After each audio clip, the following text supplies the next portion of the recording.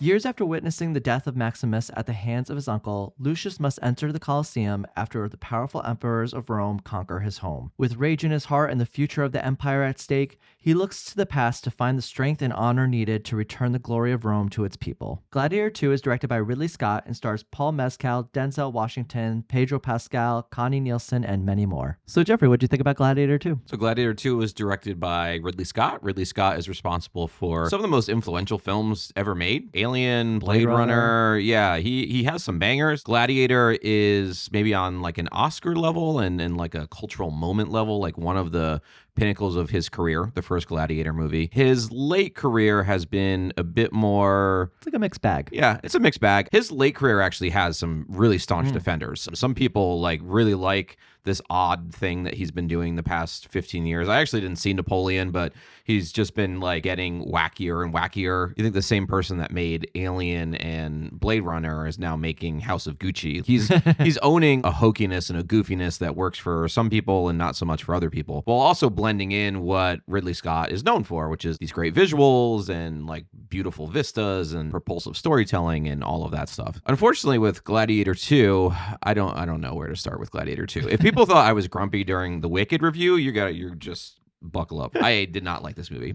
Here's the thing. It's really not bad. It's not a bad film. It's so painfully mediocre that I can't help but feel that there was so much left on the table that they didn't do. Not that they didn't do, but somehow the way they structured the story just simply didn't work. And you could see something that was really exciting in there that it just never really got to. In addition, as I was just talking about with Ridley, like he has some of these instincts in his later career that I just found odd. There are things in here that are laughable, that are hokey. I think he knows how ridiculous they are, like on the level of having sharks in the Colosseum. But I just saw that as poor directing and just very strange decision making. But I think it's easy to get caught up in all the flaws without realizing how much work and intent went into so much of this film on a crafts level. Like there's so much to appreciate in the set design, in the costuming, but on a minute to minute basis, I genuinely thought that this was pretty dull filmmaking. I hate the word boring, but the film just deprives itself of stakes. It deprives itself of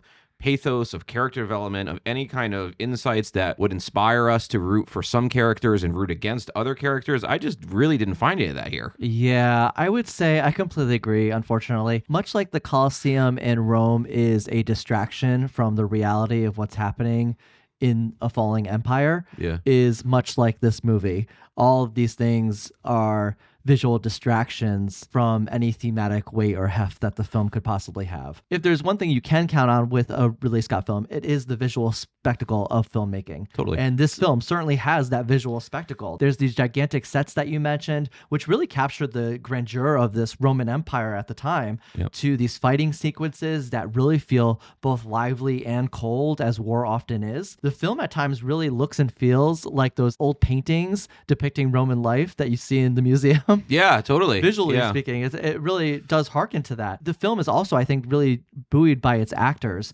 which I think did a really great job here. And I do want to discuss them in more detail as we progress through this review.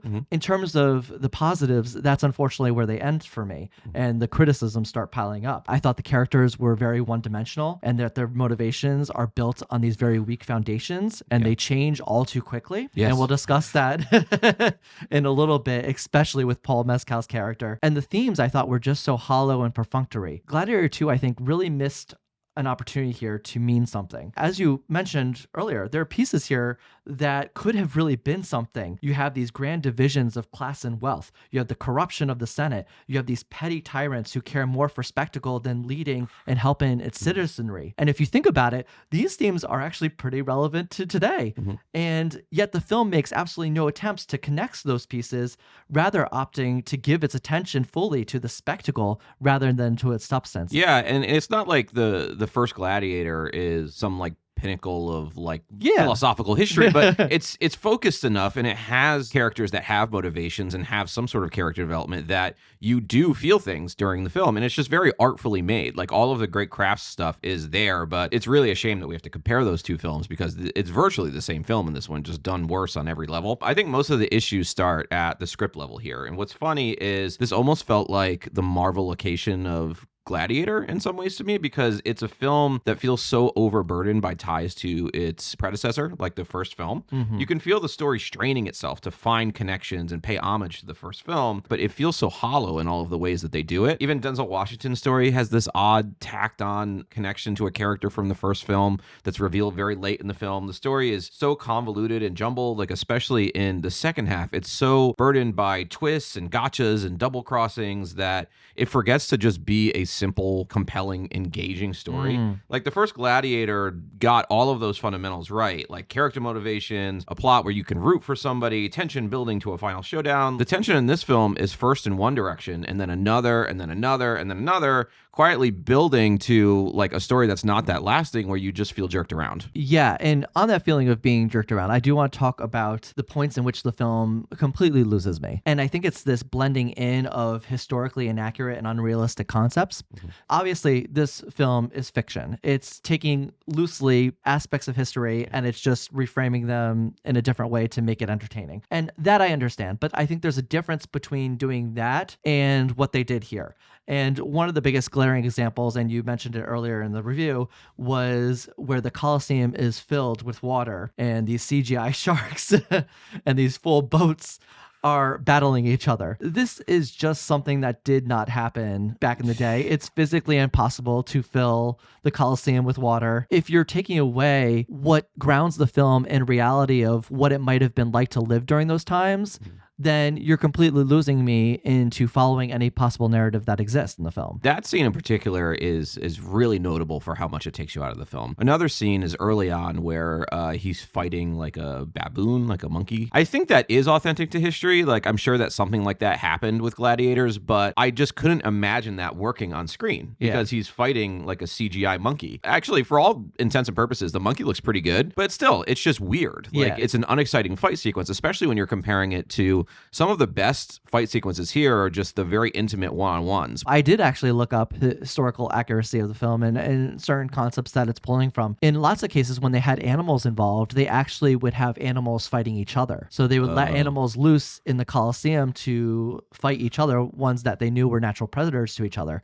so that the people could just watch and be entertained by that. And when it comes to gladiators that were fighting in the Colosseum, that was actually more played like UFC style. They were paid, and there would be respites. So they would decide when to, it wouldn't be like a fight to the death. It would be more for entertainment purposes, which I didn't know. I thought it was more gruesome than that. And I guess these movies don't do a great job of showing us that history. They make it more gruesome than it actually was, maybe.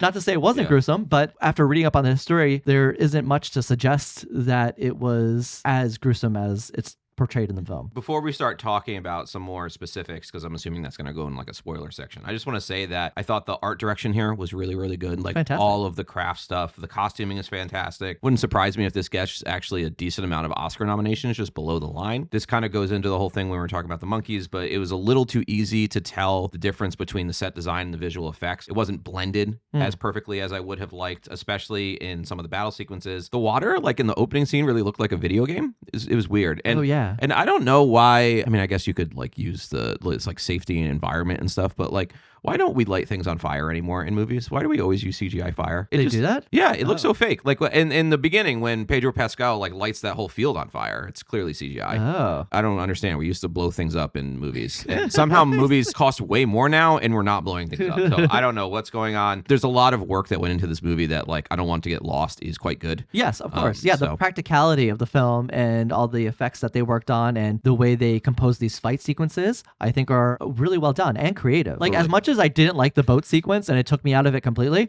I thought it was very creative. The idea of the fight sequence itself, how they have to ram the other boat into the other one and they turned it so that they would cut off all the oars to the other boat and destabilize it. Yeah, like, that was cool. Yeah, I thought that was really cool and really inventive. So for all, as much as that scene took me out of the film, I do think there are aspects of it that I really enjoyed. All right, so we're going to go into some more spoilery sections. So if you haven't seen the film, we're going to talk about character motivations, some of the double crossing and all these plot twists that happen towards the end of the film. Getting back to what I was talking about with the script. So I think the issue starts in the script, but there's also, I think, issues within Ridley's direction of his actors. Lucius has two scenes with his mother.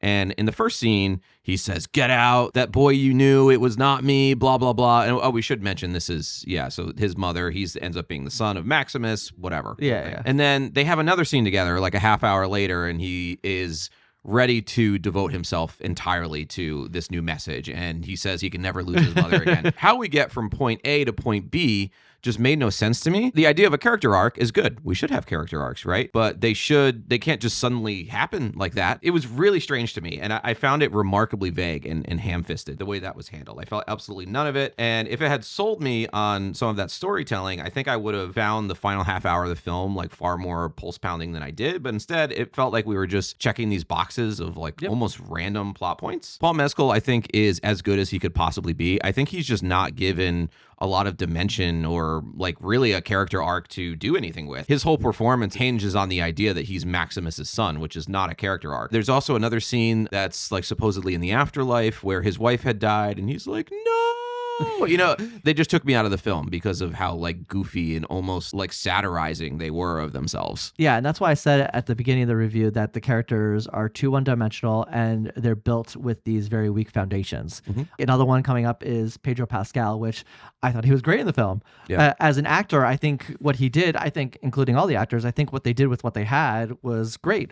But the problem with this character is that you see a foundation of what could be there. He's going on these battles, he's killing all these people, and he's realizing that I do not want to live this way. I don't think we are doing something good here anymore. I think that's really interesting. Yeah, totally. But the film completely abandons it. Yeah. And then he's just dead. And he's just dead. And he's just dead. When they first introduced that whole thing that he feels compelled to further the empire, but he also feels like he's listening to these two idiot emperors. He doesn't want to like continue to have all of this death that is his responsibility. I thought that was like a lot of dimension to give the character, and I really like that. And you're right, there's like one scene about it and then that's about it. And I almost wondered in that scene, should we have focused on his character? Or maybe if the film had not been so obsessed with killing mid-film, that perhaps it would have been better actually to go through with the revolution, and Paul Mescal, his character could have had dimension because he would have had to forgive Pedro Pascal's character. Yeah. And then they could have teamed up. That would have been actually fun. I agree. I think that they like just foiled every part of that. Yeah, and this is what you unfortunately get with a film that caters itself to plot rather than character development. We could talk about this when it comes to any of the characters. We could talk about this when it comes to Lucilla,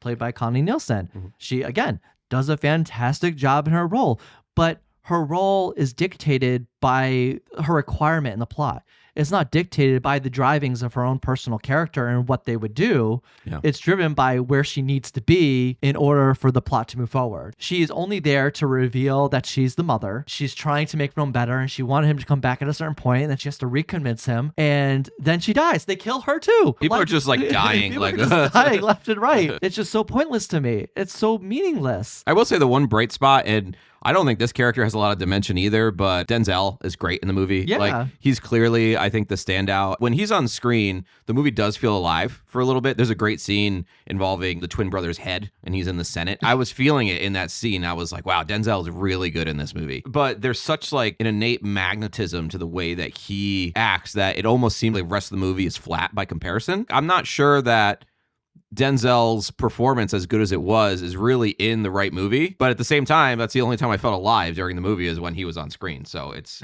really interesting. For all the characters and their development, he probably had the deepest character development of all of them. Yeah. Because you see his little skeeving and conniving happening under the surface. And, you know, he's trying to get more influence. I will say I did rather enjoy Joseph Quinn and Fred Hechinger as the two brother emperors. Yeah. I thought they were great in these roles. Hedonistic idiots. Yeah. But how they play different roles themselves. You know, one is more carefree and just wants to have a party, and the other one seemingly cares more about being emperor. He doesn't take it as much of a joke. Yeah, and then the other guy like has syphilis. Yeah. Yeah. So when we were talking before about Ridley Scott and how he makes these goofy decisions and he's taking his whole aura a lot less seriously in his later years, I actually thought that Denzel and the twin emperors were the best part of that. They were goofy and ridiculous and over the top, but I think that there was a lot of humor and charisma and just pure fun in those scenes that there wasn't in the rest of the movie. Because Paul Mescal is doing the Gladiator I thing where he's like, we ride into the night. He's doing that whole thing. And then Denzel and the twin brothers are doing like SNL. You know, it's like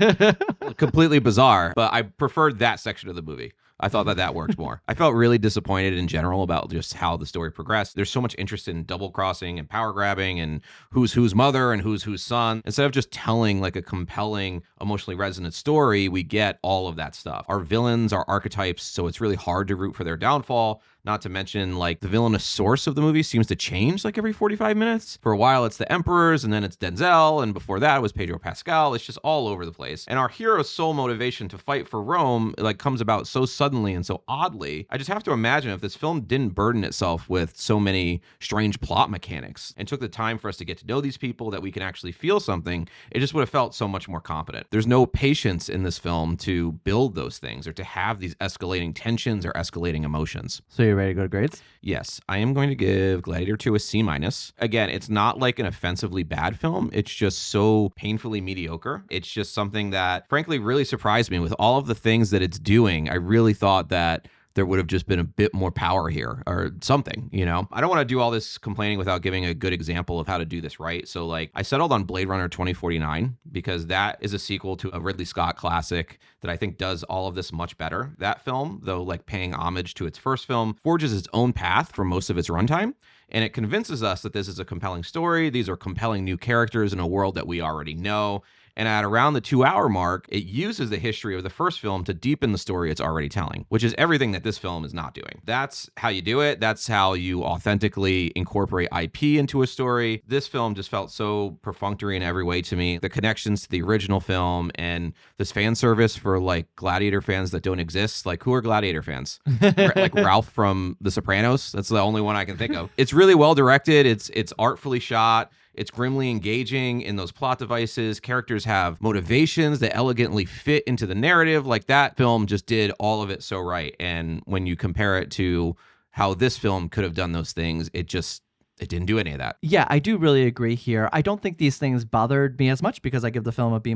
For all that could be said about Ridley Scott, he is 86 years old. Everything that is required of a director to make a film and doing it at the age that he is absolutely insane. I think he needs a lot of props for that. But with that being said, and if you have seen the first film, which I assume most people going to see this film have, you'll remember the famous line from Russell Crowe as Maximus saying, "Are you not entertained?" Don't you dare. What? Everybody is doing this in their reviews. They are? Yes. What do you mean? Are you not entertained? Call me not entertained. Oh. Everyone's doing this. Oh, really? Well, I guess I'm going to skew that slightly then. Oh, okay. Because I was entertained. But unfortunately, I think entertainment on its own can only take this film so far. And for me, there's this big disconnect between the attention given to its themes versus its spectacle. Deciding to repackage the same story from the first movie seems like a misstep that really offers nothing new to audience except for those maybe too young to have seen the first film. In the end, I wish this film had taken some sort of risk. As you were saying, how Blade Runner 2049 really charted its own path while alluding to its past, I think this film exactly didn't do that same thing. And I think it really needed to chart its own path. Like you said for Wicked, this is not a film I'm going to think about past an hour after doing this review. Are you still thinking about Wicked? Yes. I want to see Wicked again, actually. All right, and that's it for our review of Gladiator 2. Gladiator 2 is now in theaters, so go check it out. Let us know in the comments, what did you think about this film? As always, thank you guys for watching, and we'll see you next time.